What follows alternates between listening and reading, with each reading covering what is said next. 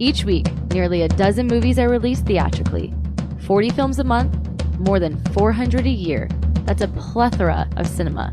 Too much cinema. You'd have to be an addict to see all that, but don't fret. We've got you covered.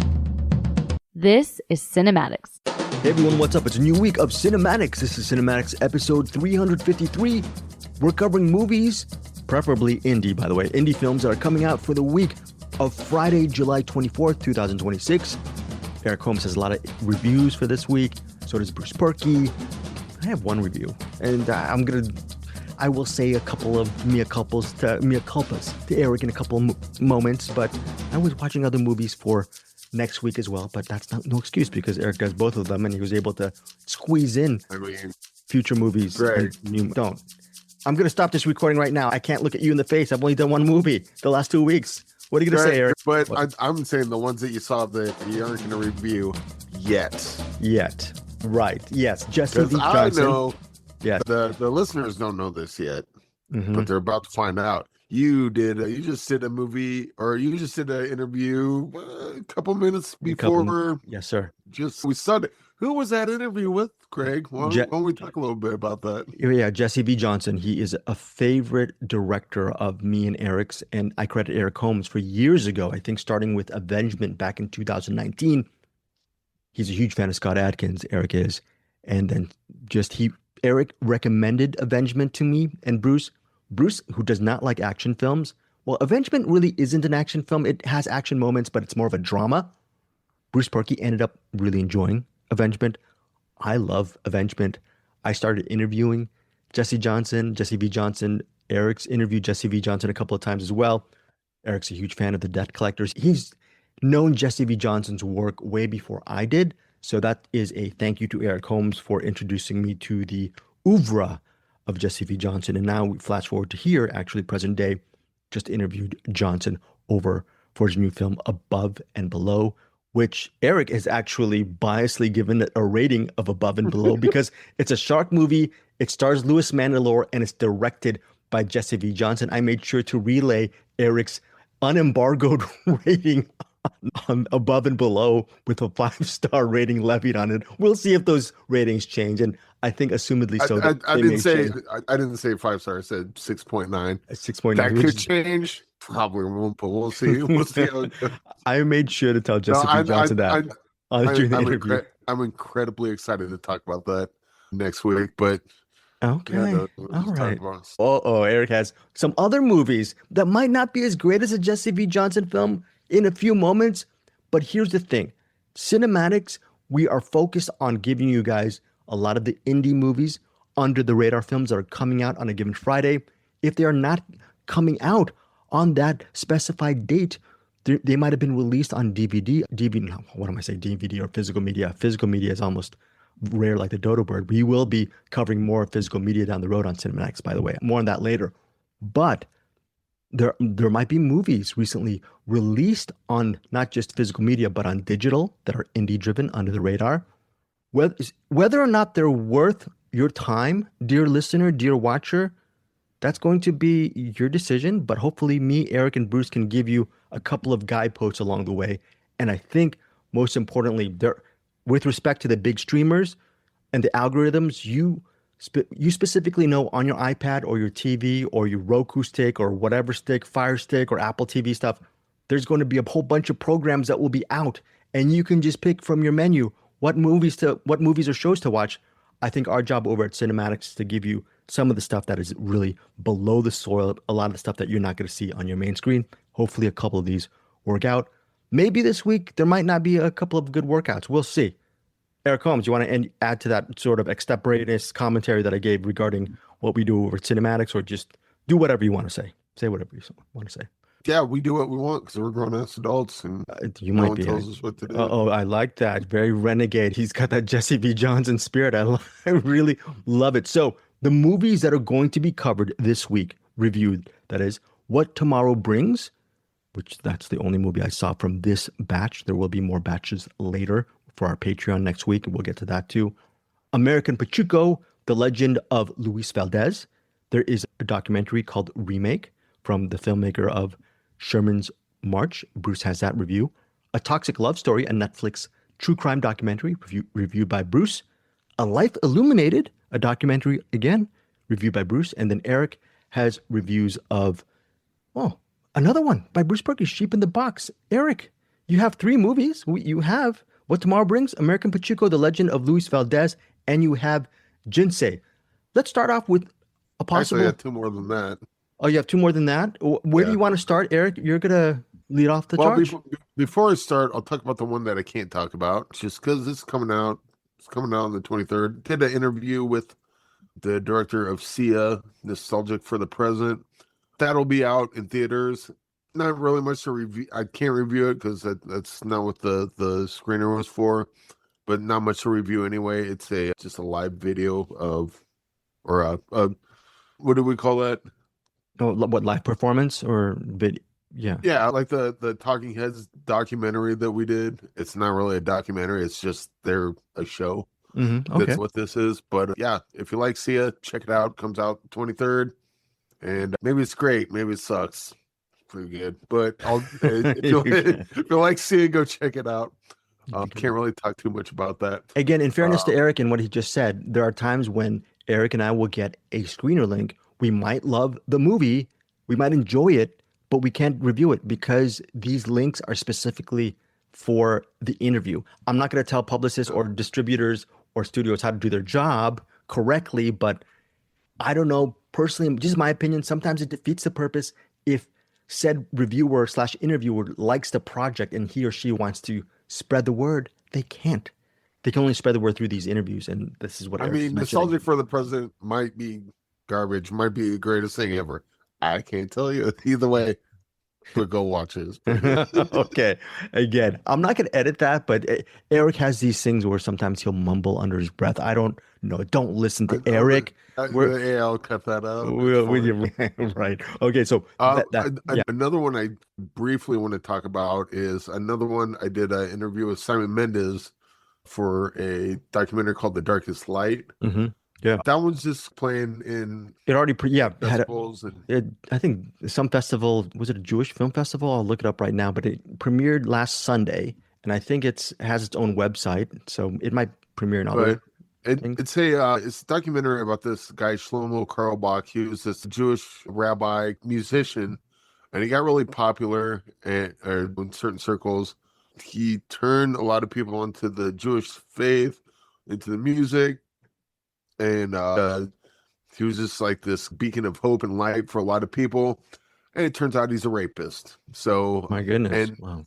The interesting thing about this documentary is it juggles that. In the interview with me and Simon Mendez, I talk about, bring up Bill Cosby. It's like Bill Cosby has done so much positive for artists, but he's also a piece of crap.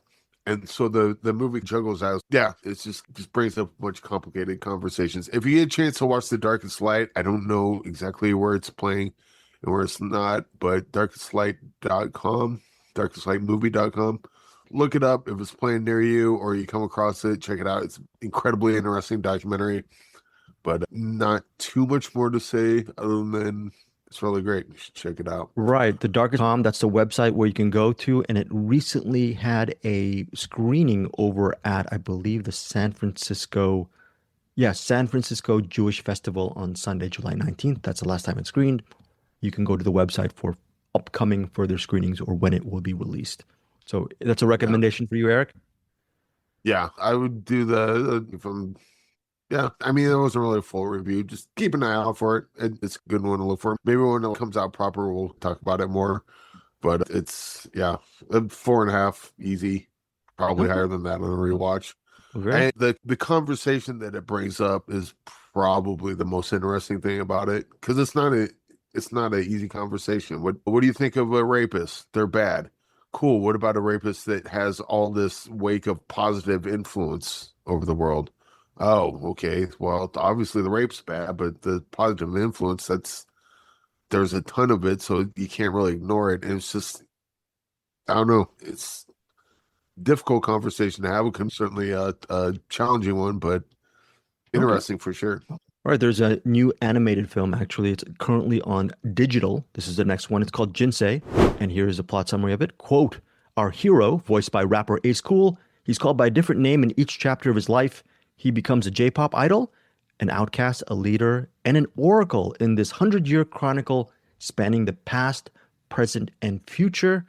And then through a chance encounter with a transfer student, he trains to become an idol, starting his search for self-identity and a journey towards greatness beyond superstardom. It is written, directed, and edited, and, by the way, entirely hand-drawn by newcomer Ryuka Suzuki. Ryuka spent over 18 months crafting Jinsei. Again, it's written and directed by Suzuki. I apologize. Ryuya Suzuki, written and directed, hand-drawn, took 18 months to make. Currently, as we're of this recording, it is 81% rating on Rotten Tomatoes. It is 93 minutes. Eric Holmes did see the movie. He has his review. Well, I mean, the fact that this is, for all intents and purposes, a one-man show. Obviously, there's more people involved, but as movies go, it's about as one-man show as you can get. So on that aspect is pretty impressive. I think this would have been much better served had I taken shrooms before I watched it. It was incredibly dry.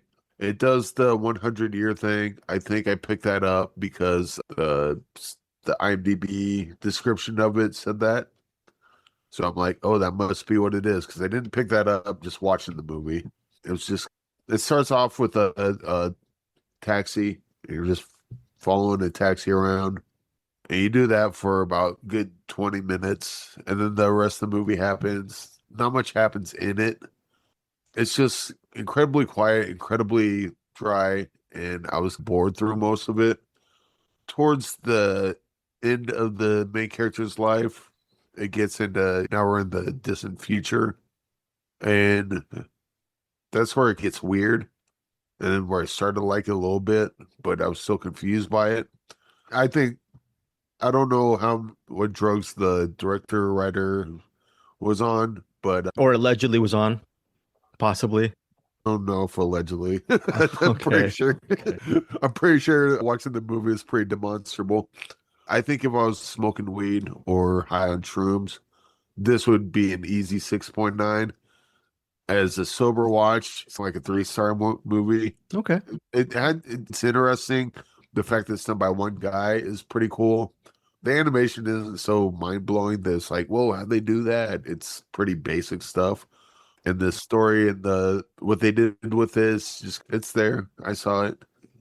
All right. Good Mediocre. job. It's a mediocre. Was it a waste of time? 93 minutes? What do you think? Not completely, because Okay. again, there's stuff in here that's really cool, but most of the cool stuff is within context. It's not the idea of the story is cool, but the way they executed it wasn't that interesting. Okay. So That said, again, if I'm stoned out of my mind, I'm like, ooh, I figured out the world's problems, man. But I wasn't stoned, so I didn't get there. So that is Jinsei. It's animated, hand-drawn, now available on digital. Eric, what is your rating on this? I would go 3 stars. Not a complete wash, but it's okay. I think with maybe more thought to it, and this is going to be a common theme throughout this entire episode, unfortunately, with more thought behind it and maybe some more input from other people, could have been something real special. They could have really harnessed the idea and ran with it a little more. As it is, it's fine. Okay. That is, hey, thank you for watching it. It's a little bit, I don't know. Do you think you're giving it 3 stars, so it's a slight recommendation for you? Who's going to really love this movie, if so? Because it has an 81%. There must be some type of viewer, you think, Eric? My guess is that, I don't want to put words in other people's mouths. This feels like a movie that people give a good review of it because it's so up its own ass sometimes that they think they should like it more than they actually do. Or is that just being unfair to anyone? No, that says that's they fair. like it? That's fair. I don't know. Huh. I think anyone that took a lot of shrooms would freaking love it. All right. And if that's you, then hey, enjoy. And maybe I'll go back and watch it. Maybe I'll get some shrooms, take them all, and go back and watch it. And I'll come back with a different perspective. But watching it sober, I was just like, okay, let's move on to the next one. And the slight recommend on the 3 stars is because of the third act, or because you're 3 stars is you're actually slightly No, recommend. no, it's the idea. I think the idea of following someone for 100 years and then not following them up to 100 years up until now, Mhm. but they go past now. So now would be their middle age, and then the rest of 50 is like 50 years in the future from today. That idea is cool. Very cool. It's just they didn't really do anything interesting with it, or not enough interesting to warrant an hour and a half, 2 hour movie. Okay, so that is Jinsei, 3 stars from Eric Holmes, currently on digital. Another movie that Eric saw over the week is this documentary, which I did not get to. I really wanted to get to it. Hopefully, maybe I'll do a rewind and maybe next week. Who knows? It is a documentary called American Pachuco, The Legend of Luis Valdez, and it looks at the writer, playwright, director Luis Valdez, and that's quote he illuminated the Mexican American experience on stage and screen and transformed the American cultural landscape. So this, I believe, looks at Valdez's life, and people who are interviewed in this documentary, including Valdez, are, sorry for that noise, is Lou Diamond Phillips, Dolores Huerta, Lupe Valdez, Cheech Marin, Linda Ronstadt, Taylor Hackford, and Rose Portillo. The documentary runs 92 minutes. It's been having a rolling out type of release, and it will be released. I should have looked at, I think, in LA this Friday. I'll look at that in the right now. And Eric, your thoughts on this documentary? Luis Valdez, interesting person, interesting work, but does it work as a documentary? So this is one of those documentaries where they talk about Luis Valdez and how he's the person that saved everything, and is just glowing about him. And granted, when they bring it up, the context of what they had to go through to bring up the Latino or Chicano culture, it's definitely an uphill battle. Sort of culminates with the making of his movie La Bamba. Hmm. So it starts off, he does a stage play of, I can't remember the dang movie now. Zoot Suit. Zoot Suit. There you go. Okay. There you go. He does a play Zoot Suit, and it plays really well. And then the reviews come out, and the reviews aren't good at all. In fact, they're scathing. And a lot of the reviews are just, quite frankly, offensive. Oh, they scare off a white audience. I'm like, well, so maybe it wasn't meant for them. I guess back in the day, they didn't think those things. Not surprising. Humans are dumb like that sometimes. And then it just shows the importance of what his work meant to a certain group of people in America and how it helped them get a leg up on certain aspects. And for that, I think Luis Valdez should be lauded for that. And that's what this documentary does. Not much more than that. And unfortunately, this is a situation where it feels like a Wikipedia page, like reading a Wikipedia page. The importance of Luis Valdez comes across, but it's a story you've heard a million times by a million different people. And this Wikipedia page, there's nothing here that really gets me excited about it, other than it's a bit of history. Well, like I mentioned, The Darkest Light, that's got, and maybe it's because I saw this after Darkest Light, but Darkest Light had like really complicated conversation to have later on. This one's pretty much raw, and let's all root for it. And there's no gray area here. And sometimes that can be good. Right, yeah. I mean, we talk about the Gene Wilder documentary, John Candy documentary. It's like these are people love, and it was completely saccharine, but they're good people, and it makes you feel good watching it. And so I feel like I'm speaking on both sides of my mouth, not really loving this, but I think what the difference here is with like John Candy documentary, there's nothing bad to say about him. It's just a tribute to a good man, and as is this. But I think this one, where the John Candy one, feels more like, hey, remember him? Wasn't he great? It's like, yeah, look how important this was, and yeah, it is. But I don't know. There's a disconnect there, and I don't know quite what it is. Right. I will say Edward James Olmos narrating this. I think that's him as a narrator. Yep, you narrated, yeah. It's pretty cool. Okay. So that is, yeah, Let he's me always tell cool. you about this man, Luis Valdez. He's a badass mother effer. Very cool. Edward James almost is. That's the reason to watch this. Just to listen to Edward James almost be a cool MFer. Okay. I will say, like, the story's, I don't want to say interesting, but the story's important. It's just, you've seen this documentary 100 times before, just with different names attached. And there's not much more to this that brings it above the mark of it's fine. Okay. So Looks that like is, Jinsei. Well, actually, Jinsei was an example of a movie that's has good ideas. It just didn't execute them particularly well. This is an example of they do a documentary about this person, but we've seen that story before by 100 other.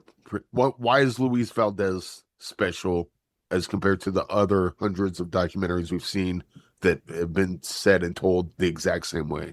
well, I really want, actually, This is not. I still want to see this thing because this documentary, I'm interested in Luis Valdez's work. Aaron Pachuco, The Legend of Luis Valdez. Eric, what is your rating? Also 3 stars. 3 stars. So it's a slight recommend because of you get to learn about him. Is that why you're recommending this documentary? Yeah. I would say watch it, but it's not going to change your life. You're just going to watch it go, yep, cool. That's pretty much what I figure would happen in this. Okay. And let's see. Then the movie came out and we became an overnight success. Yep. I assume that was what was coming. And this person is seen and known as a hero to all these people. Yep. I call that after the first frame. I know exactly where we're going on this. Okay, currently on Rotten Tomatoes with 21 reviews. It has a 100% rating, and it will be playing this Friday, July 24th, across Southern California cities, theaters, and maybe, who knows, maybe for the rollout down the road. I will definitely have a rewind on this because I'm interested in his work. I want to see if I like it a little bit more than Eric. Again, a slight recommendation from Eric with 3-star rating. I mean, it's not bad. It's just, it's exactly what 3-star is. It's fine. Okay, fair. Unremarkable.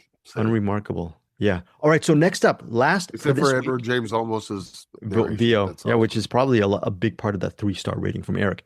Next up is What Tomorrow Brings. It's an indie family drama. It was shot on an iPhone 15 Pro Max, and it's 30 frames per second. And it's made by who is this? Why? Who knows? But that's what it was. It's written and directed and produced by Matthew Engelbert. He cast his daughters Jolie Engelbert and Phoebe Engelbert as Clara and Ruby. Clara is the lead in this. Clara ends up having to take care of her little sister due to, well, her father passed away years back, and then their mother is pretty much an absentee mom because she is still reeling over the passing of the patriarch of the family. So Clara and Ruby's mother has mental health issues, and she's dealing with them at the beginning of the movie.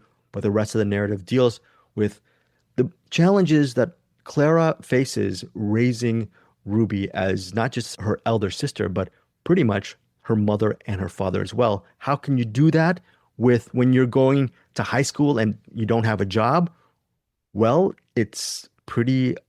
you can't. And what tomorrow brings, you'll see what tomorrow brings because, spoiler alert, I'm not going to mention everything that happens. A lot of hardship befalls these 2 young kids. And that is the premise of this. And it's a family affair. There's other members of the Engelbert family. There's music involved. There's also, let's see, Caroline Engelbert contributed an off-screen speaking role and supported the production through catering and wardrobe. It's a very family type of movie, running 97 minutes. I believe it's currently on digital. Eric, your thoughts on What Tomorrow Brings? So, what do I say about this? This is another one where decent story, actually pretty good story, just not executed very well.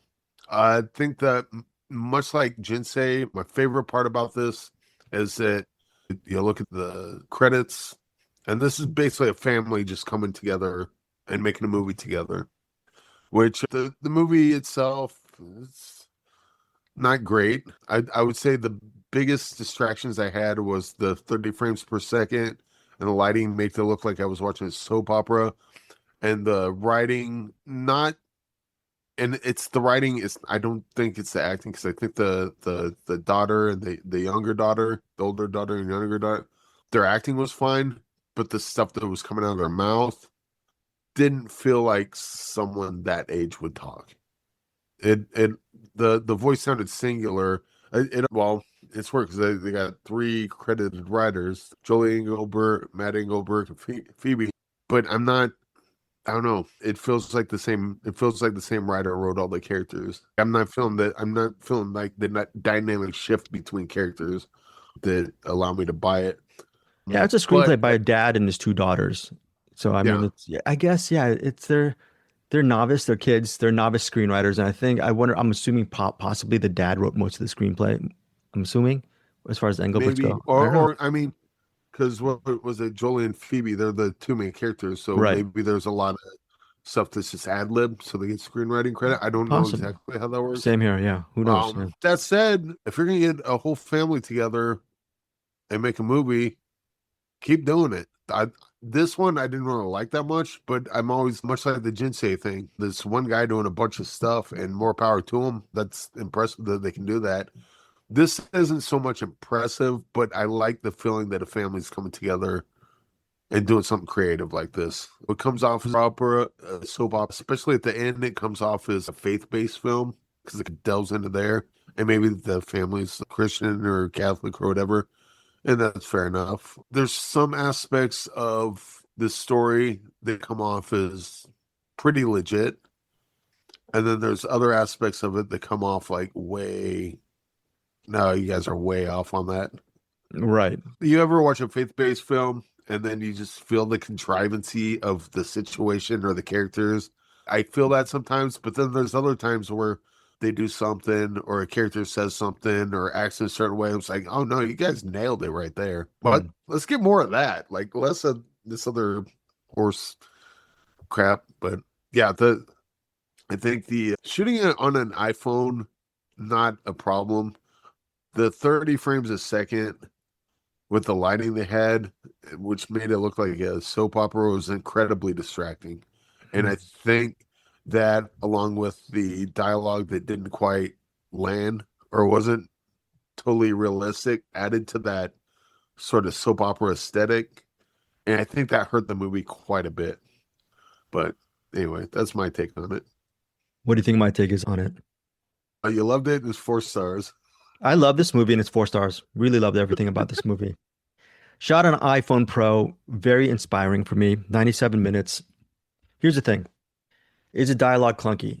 Yes. Is the interior lighting or lack thereof distracting? Could be. Yes. Whatever Eric said is correct. Real quick, the lighting coupled with the 30 frames a second. And then you forgot to add the sound mix or lack thereof of a really good audio sound mix as well. It's a little bit tinny. These are production value stuff that I get. Okay. Yes. All of that stuff. Okay. But in the 97 minutes, the way filmmaker, let me see, what is his name again? Matthew Engelbert? Matthew Engelbert. Yeah, Matthew Engelbert, written and directed and produced by Matthew Engelbert. Honestly, you can say the filmmakers are the Engelberts, right? This film feels like a family collaboration. Okay, so let me tell you something about this. Okay, What Tomorrow Brings was shot on an iPhone, 0 budget, seemingly so. To me, the 30 FPS was distracting to Eric, was not distracting to me, because I see so many, even within the indie sphere, no matter, I see Eric sees a lot more movies than I do the last couple of weeks, but I see at least maybe 3-4 movies a week. And whether it's an indie or a big budget thing, I see a lot. All right. And that's great. But for some reason, What Tomorrow Brings is so out of left field compared to what I usually get. I ended up really enjoying the lack of the total indiness of this film. Now, all of those complaints or all those critiques that Eric has, yeah, those are valid. And if you can, when you're watching it, I'm not saying bypass it, just infuse that into your overall thoughts on What Tomorrow Brings. And what I mean by this is I'll tell you the stuff that I really loved. the shot selection in this movie, Matthew Engelbert, it's not just even with an iPhone, there are different POVs, different framing that he does to make sure that maybe Eric was completely bored. I was not completely bored with this movie. All right. So I really love. Real quick, I was not bored by it. Oh, you're not bored by it, but I love there's certain aspects of it came off incredibly cheesy and didn't ring as true to me. Okay, emotionally. well, I really love Matthew Engelbert's use of visual composition in this movie. There are a couple of times where I think there's this one moment where I think Jolie Engelbert, I forgot what part of the act narrative it is. She's just talking right in front of the camera, and I know that's a Ferris Bueller conceit, and people do that all the time. But I think within the realm of this, he does take chances with sometimes, and there's not a lot of cutting within the scene. Sometimes a scene will be one long take because it's on an iPhone, and then it'll cut to it. It's just so interesting, and I mean positively disjointed. And what I mean by that is I'm a huge jazz fan, and I can listen to Miles Davis and John Coltrane and listen to their beats and their beautiful notes, just like I can watch a movie and look at its rhythms and appreciate it and appreciate the production design. But within the last couple months, I like this guy named Eric Dolphy. He's a multi-instrumental jazz guy. And when you play an Eric Dolphy album, it sounds so disjointed and discordant, and a lot of people don't like it. But when you listen to so much jazz and you play Eric Dolphy, when I played Eric Dolphy, I love it so much because it's so out of the ordinary. And even though What Tomorrow Brings has a family drama plot, which is like the Western, like the noir, it's a tried and true genre. I really like what Eric said, the family affair behind What Tomorrow Brings. I feel like elderly daughter Jolie Engelbert, I feel like she is a very good actress and artist in the making. There's a lot of VO. Eric mentioned the VO, Edward James's VO in American Pachuco. A big part of What Tomorrow Brings is through the lens of Jolie Engelbert, because Clara is going through a lot of tragedy, and there's a ton of VO in this movie. And it might not work for a lot of people. It absolutely worked for me. And one can actually look at What Tomorrow Brings with all this VO as a really insular look at how these two kids are dealing with their tragedy. Now, all of that stuff that Eric says is completely valid, but there's also the inspiration behind this whole indie thing with What Tomorrow Brings. It brought me a lot of inspiration. I'm not saying I'm going to go out and shoot my own film on an iPhone, but I really love the rhythms and the notes that were played in this indie drama. And I really love Jolie Engelbert's performance. Were some of the lines clunky? Yeah, but I mean, I'm not saying I gave it a pass. The fact that a couple of kids collaborated with their dads to write the best lines possible. And I was pleasantly surprised with What Tomorrow Brings. And I don't want to say there's a twist within the narrative, but there is something that is a little bit of a surprise in What Tomorrow Brings that I thought that was handled. I don't know if it just came out of, like a lot of things, it just came out of nowhere. I was just interested in this movie, and I'm excited to see what the Engelberts have to bring in future projects, hopefully. And yeah, I would agree with that. In fact, because I really just ultimately didn't like this movie. I thought it fails on quite a few levels.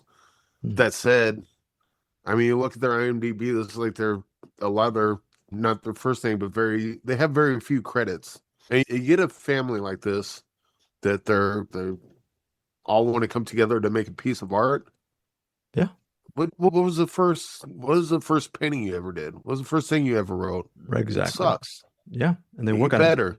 I want to see the Engelberts come together and make another movie, and then just shut me the hell up. Do it. I will say that, and I think there's enough good in this that I believe they can do that. This just isn't it. Yeah, for me, I'm on the other side of the coin. I'm not giving them a pass just because they shot this on iPhone 15 and the two kids were two of the writers. I actually enjoyed What Tomorrow Brings. Very clear about that. The two leads in this, not my issue at all. They were freaking great. Okay, I think a lot of their dialogue didn't quite land, but I completely agree with you. The younger daughter, I was getting Pem Zam vibes from her. Okay, cool. Yeah, like I loved her. The older daughter, she carried it well. Yeah, Eric, so your final thoughts on what tomorrow brings. Yeah. We had to cut because Eric and I were. That was a very abrupt transition, Greg. What just happened? Yeah, it's an abrupt. He and I were talking about something, and we had to get some really expert knowledge on what tomorrow brings as well. But Eric, your overall thoughts on the movie? First of all, thanks for the clarification. You know who you are. Yes. But yeah, that overall, this movie didn't quite work for me for all the reasons mentioned. That said, I think there's a ton of good stuff in there in this. The two lead performances mainly, and the fact that you get this family. A lot of them seem to be dipping their toes in this for the first time or first few times. And I want to see them. I want to see them get better. I want to see them grow. I want to see them come out with another movie that blows this one out of the water. I want to see them do a movie after that blows that one out of the water, and so on and so forth. Make me eat my own words. Make me look back at this and regret everything bad I said about it. But cool. Yeah. What is your rating on What Tomorrow Brings currently now out on digital? As it is, probably 2.5, but 2.5 stars. Hoping for more. I hate this because no worries. 2.5. I don't want to discourage the family. Keep making movies. I cannot stress that enough. Okay. Don't listen to me. Keep making movies, or better yet, listen to me, get angry about it, and then prove me wrong on the next one. Okay, that'd be even better. Well, I'm going to give you guys, Engelberts, I'm going to give you guys 4 stars if you don't make any other movies. Just this movie. See, that's an even worse rating. That's a horrible rating, right? I'm kidding. That's a joke. Yeah, I gave him a B. That's a total joke. I hope like Eric said, I hope the Engelberts, the family makes more movies. I love the movie. 4 stars for me for What Tomorrow Brings. Eric and we had our critiques of the film, but again, going back to what I said about movies and what I tried to explain with Jazz, this is just a different type of movie for me to watch. I was absorbed with the entire story. And again, I'm not a huge fan of family dramas. I was a fan of this. I think because my top 2 things were the shot composition from Matthew Engelbert as far as the visual storytelling with what little he had to use.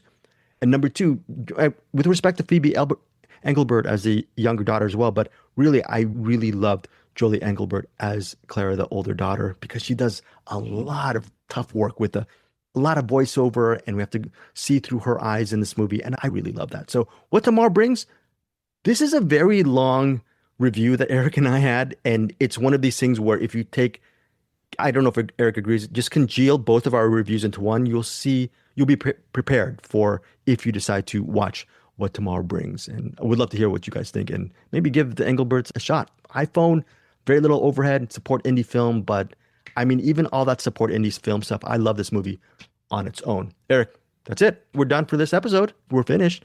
3 movies. You want to say anything before we sign off? Anything? It feels about 5 minutes longer than it actually is. Exactly. I wonder what that It's very interesting. Also, Eric and I and Bruce, we have Patreon next week. We have Yours, Mine, and Ours, Theorem, and 2001, A Space Odyssey, which, Theorem, by the way, is also, I believe the Italian name is Teorema. I believe it stars the late Terrence Stamp. I saw Theorem or Teorema when I was a UCLA Bruin student doing an Italian film class years ago. So it'll be my first time in years since I'd seen that, which is very cool. I don't know if you're a huge fan of Italian cinema, Eric, but I'd like to say I am, but I haven't revisited a lot of that stuff since I was in my early 20s. So Theorem, I believe that was from Joseph Bridges, who recommended it, or aka Teorema. I'm really looking forward to seeing that. Eric has already seen Yours, Mine, and Ours and 2001, A Space Odyssey. Teorema and 2001, A Space Odyssey will be part of our Patreon bonus episode spotlighting the year 1968 for this month. And then Yours, Mine, and Ours is a Patreon assigned pick that me, Eric, and Bruce will be covering next week. Eric, you want to say anything before we get out of here? Yeah, we got that. Well, we got the Patreon, but we also have a Jesse V. Johnson movie for next week, which thank you, Eric. Exciting. Well, we also, I don't know that we have it yet, but we may be having a Kiyoshi Kurosawa movie. Possibly. Very good, Eric. Yes. And there is this. Fingers crossed for that. The Samurai and the Prisoner, possibly. We might be getting the links later this week. And then there's another movie called I Want Your Sex, and they're considering giving us a screening link. You can have so it. You'll see. Send it through. There you go. And then The Devil's Mouth. I did request for that as well. It's a shark movie. I think Shark Week is coming up. I think Shark Week is next week. So The Devil's Mouth. No, that's fine. The devil, right? The Devil's Mouth. That's going to be on Prime Video. I requested links for Eric and Bruce. I've already seen that as well. So there's going to be shark-infested waters next week on our CinemAddicts episode. That's episode 354, along with the coverage of that Lucille Ball film, Yours, Mine, and Ours. Eric, you want to say anything before we head over to Bruce Purkey? Everything we mentioned, and just to remind you, see a Nostalgic for the Present and The Darkest Light. See a Nostalgic for the Present's limited theaters, select theaters, so check that out if you're a fan. And Darkest Light, keep an eye out for it. It's an incredibly interesting and difficult documentary, but difficult in a good way. Yeah, and on my end, look, I think on digital, give What Tomorrow Brings a shot. You might feel exactly how Eric felt, but I think at worst, you're supporting these filmmakers. And I think at best, on my situation, you'll be inspired. I mean, I'm not saying Eric was inspired by them as well, but you might actually really like this movie like I did. And I can't, Eric just mentioned 4 stars and loved it. And he was right with me with What Tomorrow Brings. That's it for our section of CinemAddicts. Well, we're going to go do some attic hunting with Bruce Purkey over at the CinemAttic. Hey everybody, welcome to the CinemAttic, the attic of cinema, where once a week I crawl down from the attic and review the movies that I watched while I was held captive, just kept safe up there, right? That's what he's doing. That's what he tells me every week. Eric, is that what you're doing? Keeping me safe? Feeding me morsels, scraps, kibbles, and bits? Anyway, what did I get this week? Well, there's 2 movies I'm not going to actually review that I watched finally. I got to catch up with Project Hail Mary, liked it quite a bit. I also caught up with The Backrooms, liked it quite a bit as well. I'm not going to give full reviews of those, but in the near future, if we can find a way to do it, Eric and I might team up and do a spoiler discussion on both those movies, or at least a follow-up on Project Hail Mary, since we did a preview to the movie when we had finished reading the book and thought about what the movie might do, and now we can do a post-mortem. What did they do right? What did they do differently? And how did it all work out? Everyone knows it was a huge hit, and we liked it quite a bit as well. Backrooms is a lot more spoiler inducive, so that'll be a lot of fun for us to talk through some of the theories and what was happening in the backrooms and what maybe worked and what didn't work in that movie. But that's something to look forward to in the future. We may be getting that to you here in the next week or so. All right, so for today, I have 4 new movies. I have 2 documentaries. One is called A Life Illuminated, and the other one is called Remake. I also have it's not really a documentary in per se, because I always think of true crime as its own category. I have a true crime feature that's going to be on Netflix. By the time you hear this, it'll already be out, called A Toxic Love Story. And we also have a movie by Hirokazu Koreeda. I never know how to say his last name. A very famous filmmaker out of Japan. His newest movie, Sheep in the Box. All right, let's go ahead and start with A Life Illuminated, directed by Tasha Van Zandt. And this is really all about the deep sea photoluminescence expert, Dr. Edith, or known as Edie, Dr. Edie Widder. Now, if you're like me, you probably not heard of Dr. Edie Widder. If you're oceanography, bioluminescence nerd, you probably have. But to me, this is one of those movies, one of those documentaries that fits in the same place as the one about Alice Guy Blaché, where you're watching it and you're going, why have I not heard of this person? My gosh, this person is so influential on a whole world of things that their name should be out there in the mass public. But for whatever reason, I don't feel like Edie Widder has got near enough praise and or notoriety. And I'm guessing the filmmakers probably agree. So this movie is, first and foremost, it follows like a very current deep sea exploration that Dr. Widder is working on. I'm just going to call her Edie. Edie's working on. And that is, she's trying to capture this thing she calls flashback. And flashback is basically something she's experienced. She's done countless deep sea submersible dives to view these deep sea creatures and to really document their bioluminescence, because she sees this as a very important aspect of communication and of biodiversity that is really not explored. It's a huge part of the deep sea world, and it's pretty much just been barely touched on. And one of the things she's experienced in her personal life is she goes down there, and if the lights are off on the submersible and they get flashed on, and then you flash them back off, there'd be this huge flash back of all the bioluminescence in the ocean. It's this huge, very impactful visual experience, and something she wants to study more, but she could never capture it and document it to show the rest of the world. It's something she could just talk about and report back about. So this mission that we're following in the movie is her efforts to go and document that. But then what the movie really does, along with that ongoing story, which is probably about, 25 minutes of this 90-minute movie. Is it 90 minutes? I didn't look. 90 minutes to 2 hours. I think it's about 90 minutes. The rest of the movie keeps going back and tracing through her career, really her whole life, but her career and how she got to the point she is now, and how hard it was being a woman in this field, and how impossible almost to get funding for something people didn't really consider very interesting or very, very exciting to the rest of the world. So it was really hard to get people to fund these things, and how a lot of times she just had to figure out how to do things herself. I mean, sure, she had to somehow get down there in a suit or in a submersible of some sort, but there's things like when she was starting to do the research, you couldn't even have cameras that were sensitive enough to even really document the bioluminescence.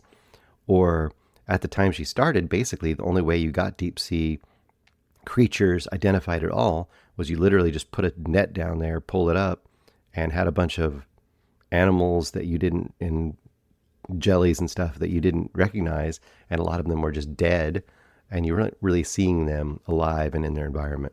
So she had this various efforts to try to figure that out.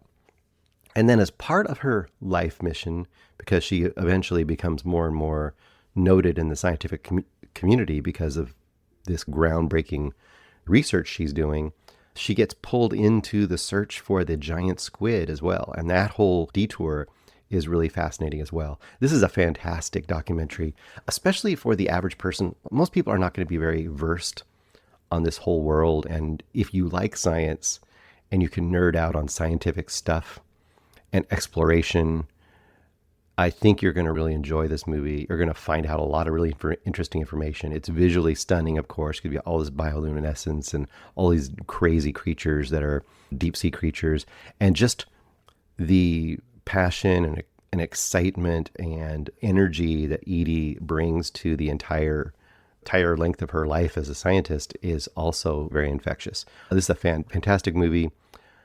I think Eric, I don't think he caught this movie. If he did, I think he would love it, because I think it taps into the same thing as space exploration and science in space, and trying to devise and solve problems to get the answers done. The very sciencey stuff. So it has that science fiction, except it's science fact, of course, this science fiction appeal as well. The energy of trying to discover things, and how you have to use ingenuity and trial and error to get results, and to get answers to the questions you have. 5 stars for me on the Life Illuminated. This will definitely be in the running for one of my favorite documentaries of the year. I wish I could see this on the big screen. I'm sure it would be stunning on the big screen to watch it, just because of all the visuals that you can imagine. If you've ever gone to a big aquarium and they have the whole tank of illuminated jellyfish, just imagine that times a million, as to what you're getting with some of these undersea creatures. Super cool. A Life Illuminated. Check it out. Okay, next up is A Toxic Love Story, directed by Alexandra Lacey. This is coming on Netflix. As you hear this, it will be out. I think the reason to highlight this is, first of all, these true crime documentary sort of stories, either as a series or as films or as miniseries. A lot of them now are like 3-part miniseries. This is a one-shot movie, which I really appreciate. It's 90 minutes, in and out, done. full stories told to you, at least up to this point in the world. What I would say is a big problem with these true crime shows is that there's so many of them. It's sometimes hard to figure out what's a good one and what's one that's worth putting your time into and checking out, unless you're just a true crime addict and then it doesn't matter, you'll just binge. But if you're the middle of the road person and you like a good true crime documentary or movie, then you want to know when one comes across your path. And I think this is definitely one of them. I am not going to spoil this one because I think going in and not really knowing the story, which I did not know, is optimally the way to go with this. This will give you the kinds of twists and turns and moments in plot, and it's not a plot because it's an actual story, that rival a great mystery thriller. And you will be blown away by the events of this story. And in the broad strokes, really you just have a newer couple married, and they are being stalked and terrorized by the ex of the husband. And so the husband of this pair, his ex, is terrorizing them to the point that the ex is taking on an identity online and stalking them and possibly sending strangers to their home to assault them and attack them. And the couple's getting more and more frustrated because since things haven't actually happened, they've mostly been verbal online sorts of threats. They're having a real trouble getting the police to take them seriously and to take the next step. It's that conundrum you always get where if someone is threatening you or stalking you, it's like, well, we can't really do anything until they've done something, that thing. So it's really hard to get yourself safe before something bad happens. And that's the basic setup of this story. And you get a little history on the ex, you get a little history on the new couple, both parts of this newly married couple, the history of the guy and the history of the wife and the history of this ex, right? And then you're just following in their shoes, feeling this frustration and feeling this tension of what might happen. Because if you're like myself, you don't know what happens and how this is going to end up. And then I'll just say, there's a point, I would say probably about a third of the way in, when this story just takes a turn on its head that will throw you for a loop. And I was just gobsmacked. And I was like, whoa, this is something special. What the heck is going on here? And then about another third of the way through the film, it takes another turn. And if this doesn't get turned into a fictional version, if this isn't become a fictional feature, I will be amazed. This is a based on true story fictional feature just waiting to be made. You get the right actors in here and you make this movie, it's going to be like rival some of the great thrillers of the 90s, I think. That style, this like these crazy suburban thrillers that they had so many of. This is just fantastic. And it's one of those, your mouth will be agape through a bunch of it, just trying to figure out what's happening and how it's happening. And you'll be angry at different people at different times, frustrated because people are getting away with things they shouldn't get away with. And you're really rooting for justice in this case and not sure it's ever going to happen. It's gripping and awesome. I would rarely go this high for a true crime show, but I think 4.5 stars for A Toxic Love Story is warranted here. I know that Greg watched it too. After I saw it, I was saying he might actually like this one because I wouldn't usually suggest this sort of movie to most people unless you just know they're into it. And I'm not even that big of a true crime guy. I just watch them idly sometimes when there's nothing else on. And this hit the mark way more than I expected it to. So Toxic Love Story, Netflix, check it out. I think it's a pretty great roller coaster and you feel dirty being entertained by it, but it's definitely entertaining, I guess. So I don't know what to say this is about me or people that are into it, but it is what it is. All right. Next up, we've got Remake. Remake is a documentary by famous documentarian, at least in the indie documentary world, Ross McElway. He's made quite a few documentaries, but I have not seen. Most famously, he made Sherman's March back in his 30s, I guess, and that would have been in the 90s that he made it, but he was about 30 when he made it. And I've never seen it, but I remember it was very well loved in the indie documentary circuit at the time. And it had to do with him, I think, doing his documentary where he was the center of the documentary himself. And if I remember correctly, he's he's retracing Sherman's march, and while he's doing it, he's going on various dates with various women. And I think it's his friends and his family have basically said he's been single way too long and he needs to find a girlfriend. And by doing this, he was documenting interesting people along his trip, as well as documenting his attempts at finding love. That's my recollection of what it's about. Once again, I haven't seen it. It does go into it a little bit in this movie, because what this movie is, and he says this right at the very beginning of this movie, is he started out making a documentary about, for this current one, Remake, documenting attempts to remake Sherman's March. And various people have been approaching him throughout the 2000 teens to use that property of that documentary and make a fictional version of Sherman's March, originally as maybe a feature film, and then maybe as a series, partially a comedy. There's a lot of different efforts to do it. And he's tracking that. And while he's tracking that, he's also looking back and seeing like where he is compared to when he made Sherman's March, which was 30 years earlier, or whatever that would be. He's also going back and reconnecting with some of the people that were in there and how their lives have changed. And how's his romantic life changed? How has his world changed now that he has a family and he has kids? How has that changed?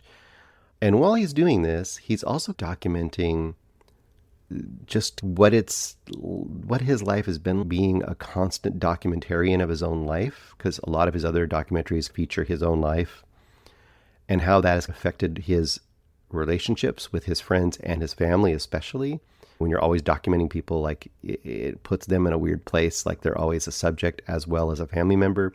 There can be a lot of strange possible damage occurring because of that. But most importantly, and once again, he says this right at the beginning of the film, it also is documenting what led to his son's death. And his son died when he was like 27, 28. And once again, all those things I just mentioned are all wrapped up into that. How did his dad constantly being a document affect his son's life and possibly contribute to some of the things that led to his son's death?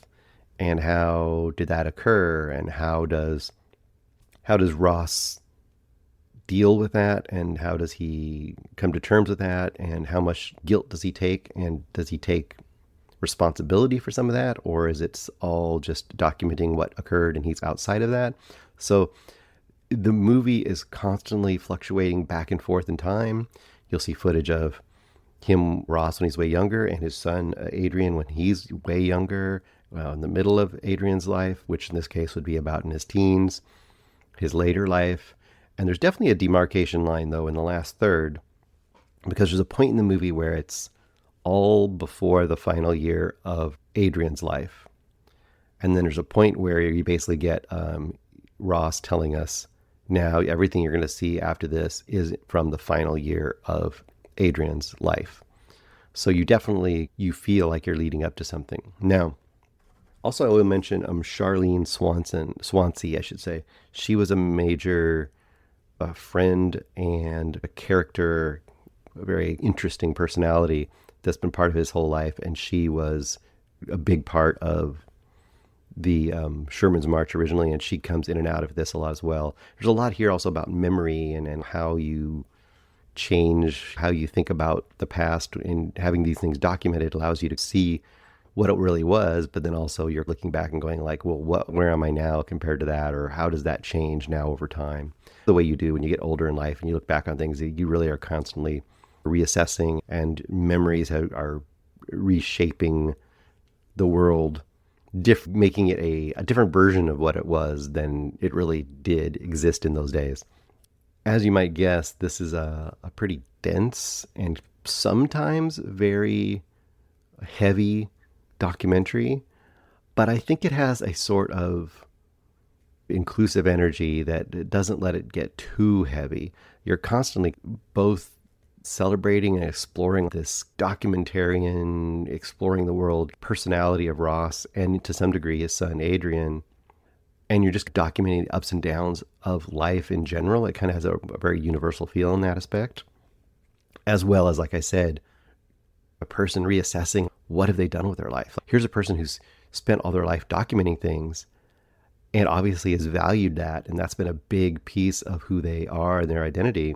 And then by this time this movie is being made, and by the time the stuff's going down with his son, you get the feeling has this been a damaging thing that I've been doing my whole life. Now, this is going to be a tough watch for a lot of people because it is very meandering.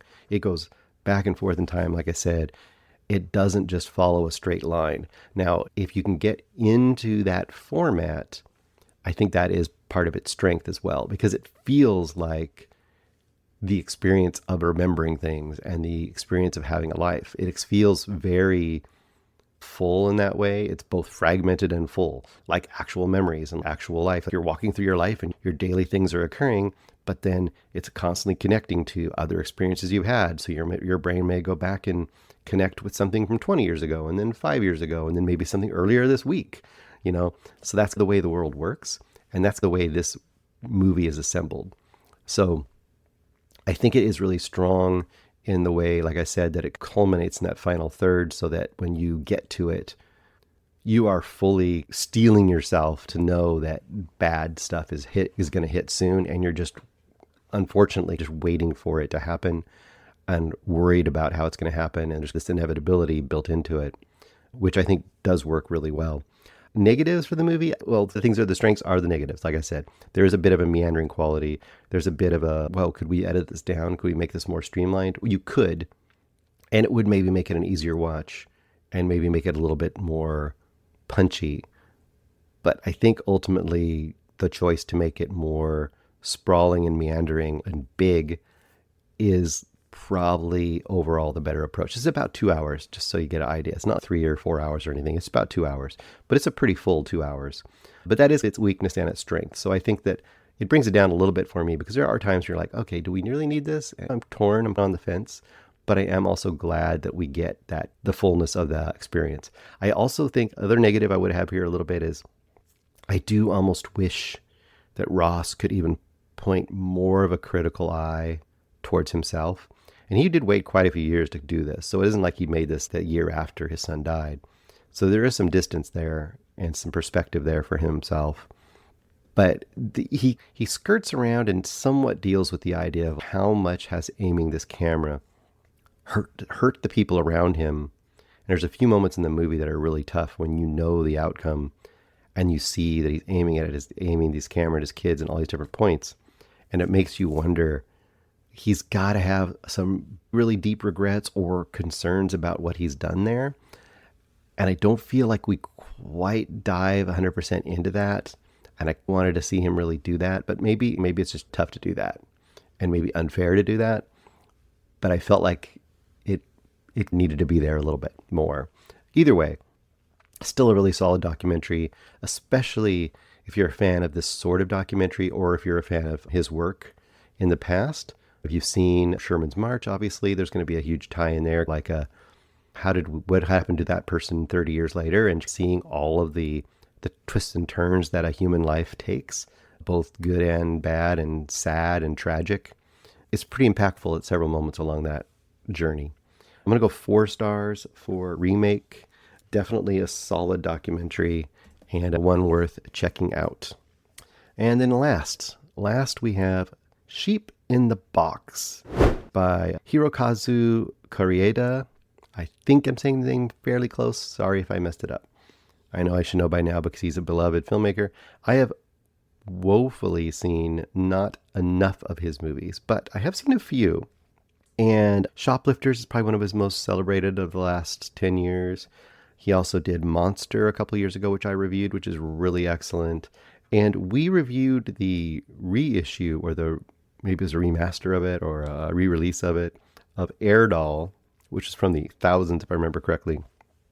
And the reason I bring up Air Doll is because I think Air Doll is probably a perfect companion piece to this movie by him, because they both deal with some very similar issues. Air Doll is all about this sex doll that becomes sentient and its journey to becoming its own being and how that plays out, which we should get a lot of that lately. It's a piece from the mid-thousands. We watched that and all appreciated it to various levels. Sheep in the Box is also very comparable, that's not even a word, comparable to AI. And in the sense of being about a small boy who's not really a boy, who's an android or a robot per se, is a robot, and how it gains or doesn't gain its own, like, once again, sentience, identity, its own world instead of being just an owned object thing. So what's the basic concept here? Let me get you your main characters here. You've got a mom and a dad. You've got Atone, played by Haruko Ayase.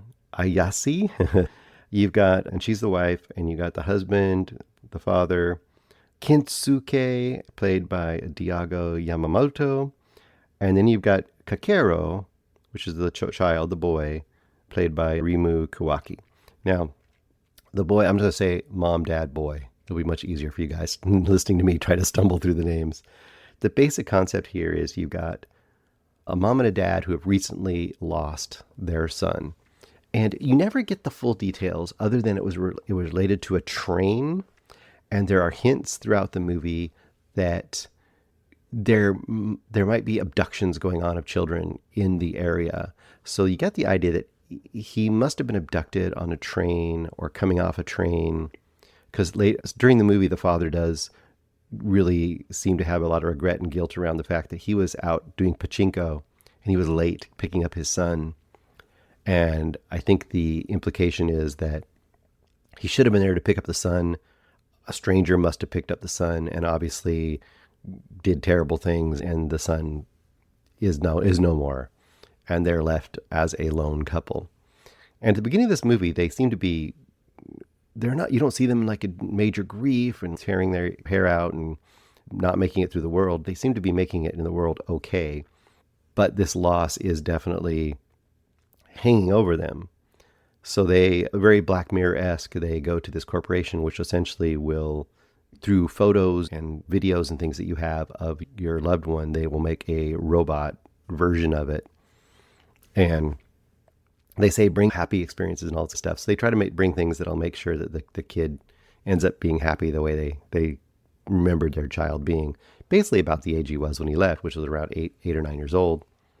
And the company's even offering to do it for, obviously the company might be fairly new, because the company's offering to do it as a free, sort of a quote unquote rental or free trial time period, because probably they're using it as a promotional tool to, like, the more they're out there, the better it'll be. But it sounds like this is actually like the near future, right? So this is something that's somewhat known in the world. It's not like super common, but also everyone's aware that there are these android robot people in existence out there. And of course they look fully human and everything, but it only has certain abilities. It doesn't eat. You want to get around water a bunch. I wrote down gremlins, almost some of the gremlin rules. You don't want to, it's a machine, you don't want to get it in water and get it too wet.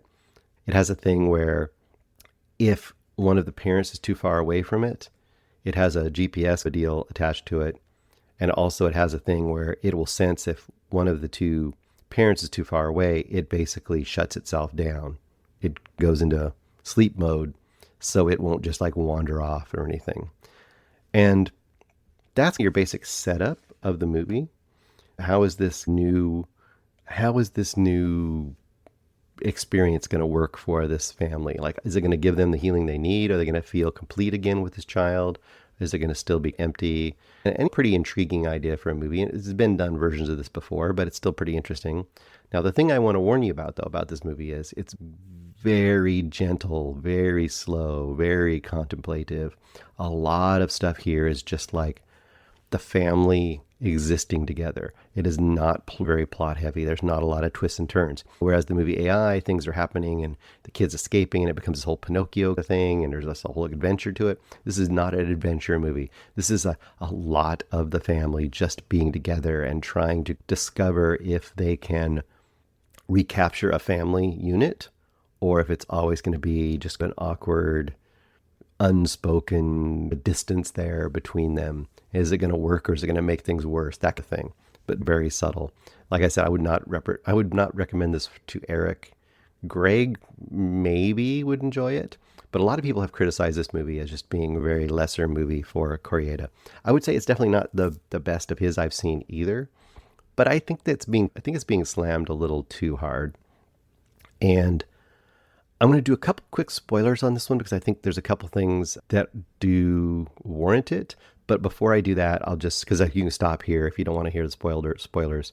But I would just say, to me, I'm going to go 3.5 stars. It did work for me, but in that very gentle, contemplative, almost like sitting in a garden, enjoying a very calm and breezy, beautiful spring day. It's like that experience. You can sink into that, but with some possible sadness, some possible acceptance. I guess the overall journey of the movie would be much more, are the parents going to be able to come to terms with the loss of their kid? And is this going to make it better or worse, having this other child, this robot version of their child with them? And is it going to pull them apart, or are they going to be drawn together? That's the path of the movie, I guess, emotionally. 3.5 stars. Could it have been even more punchy, a little less saccharine towards the end? Yes. But I still really appreciate what it was doing. And I appreciate the fact that it stayed in its lane. It didn't really try to be what other movies have done. It just wanted to be its own thing. And I think for some people, this might hit really at the perfect spot. I think it depends on what you come in looking for from this movie. Now, a couple spoilers. A couple turns that the movie did take. One was early on, well, not early on, maybe in about a third of the way through this movie, they're at a playground. And the mom and the son are at the playground. And for whatever reason, she loses track of him for a couple minutes. And he wanders a little bit off to the side. And you see a stranger off in the corner, an older teenage boy off to the corner. And the older teenage boy whispers to him. And it's really interesting because at first you're like, oh my gosh, I wonder if he's being predated upon by the same person that took the original kid. That'd be a terrible turn, but I could see that being a big twist. So you're not sure what's going on there.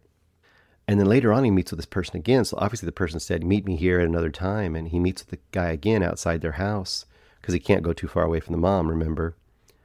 And basically you find out that, in fact, I think the guy comes into their house when the mom is out. I forget exactly how it worked. But basically, the teenager or whatever he is, you find out that there's a whole group, very Lost Boys-esque, right? There's a whole group of robots who have started to get their own little group together and become their own little outlier, almost like a club. And they've learned how to remove their GPS chips. And this guy helps him remove his GPS chip. But he doesn't tell the mom. He just removed it. So they set up this interesting thing about the halfway point in this movie, that what's happening with this group of kids. And some of them aren't robots. They all meet at a factory or something someday, and they're all meeting and talking and stuff. And you find out that some of them are just probably like kids that have either been abused or had a terrible life and are trying to escape. And of course, the robots want to escape being essentially just the toys or emotional support creatures for humans. They want to be their own beings. And you think that's going to be a huge major point in the movie, but it drifts away from that and you forget about it for a while, and it comes back to it again at the end. So I think that narratively is a little bit of an issue. I feel like I could have been built upon for the whole second half of the movie a little more in a strong way. I think it just forgets about it, but then comes back to it really strong at the end. Because essentially in that second half, you start to have some big rifts between the mom and the dad and the kid. They both parents start to feel like it might be a big mistake. And the dad's more resistant at the beginning. The mom isn't. She's more attached to him as an emotional support animal in a sense. But as time goes on, she becomes more and more problematic. She can't handle having him around. It's almost making it harder on her. And at some point he notices this, the boy does. And he says, do you even want to be my mom anymore? And she basically says no. And he's like, okay, well, I can be done with this then. Let's be done. And the father, on the other hand, is slowly starting to connect with the kid and he starts taking the kid out to places where the real kid, like the train stations where the real kid might have got abducted. and he's trying to almost use the robot kid to see if he can solve the murder of his own child. So in a sense, he's using him as an investigative tool, which is also really unfair to the robot kid. So there's these two things going on. But by the time the end comes around, what's interesting is that both parents have made peace with this child and have decided to actually accept this robot as their child, but just understanding that it's not their son anymore, almost accepting it as its own individual being. So in a way, they've become more balanced towards the end of the movie in the fact that they are accepting this robot as a being, as a living member of their family that's not their son, that's healed from their actual son. And then it takes the final turn, which is the kid has already decided to leave. And this whole time, the whole movie, the mother's an architect. So this robot kid has been taking in all this architectural information. In fact, she's been pleased that he's taken an interest in her architecture, and he's been building these elaborate block houses and drawing houses he'd like to make, not knowing that essentially he was just planning on a way to make an elaborate home for all of these robot kids out away from the world. And likewise, the father, who's like a carpenter and a woodworker, has been teaching him all about different kinds of wood. So he's been taking that in. So essentially he's been mining his parents for information on how to escape and build like a place for all of him and his robot friends to live. And essentially that's the final act of the movie, is that all these kids are going to go off into the forest and they're going to try to make their own life out there. Very Lost Boys-esque, very Peter Pan-esque. This is a Spielberg sort of sappy ending to it. And that's the part that's probably the weakest of the movie, is that going off to the woods and they're going to design this self-contained tree house, I guess. And the parents at that point accept the whole thing. They go out and find where all the kids have been meeting. They discover what a terrible life these robots have had and how they've been a part of making the life terrible for them. And they basically accept it and help the kids go out to the forest. And that's the final moments, is the parents are out there watching the kids become part of that other world and leave the world behind. And of course, it's a metaphor for kids in the world actually leaving home and all those other things that do happen in the world. They become their own human beings. So I still recommend it. Overall, I think there's some really gentle and beautiful moments to this movie, but it's going to be a real tough watch for somebody who's not in for that experience. If they want AI or more of a companion, these more adventurous, up and crazy robot android sort of movies, it's not that. You barely even remember that these are androids. You only see moments where you see the robotics of them. All right, so 3.5 stars for Sheep in the Box. And that's all I've got for you this week. Hopefully that gives you a few things to watch. There's definitely some good movies in the list. Like I said, I didn't even review some of the best movies I saw this week, which were Project Hail Mary and The Backrooms. But this week we did have the awesome A Life Illuminated. Definitely recommend that. And if you want something a little less highfalutin and you want to just go right into the mud, but very entertaining mud, then you have A Toxic Love Story. And the other ones were all pretty good too. I had no bad movies this week. So that's all I got for you. Once again, I will leave with our normal way of leaving. That is, actually, one last thing. This week coming up, we're going to be doing our Patreon for 1968. And once again, the movies we are going to be hitting on is Yours, Mine, and Ours, 2001: A Space Odyssey, and Theorem, aka Teorama, I believe, by Pasolini. Just want to put that out there. All right. We miss you, Mitch. We miss you, William. And once again, F-Ice still stands and has more reason than ever to still be there. But we miss you, William. We miss you, Mitch.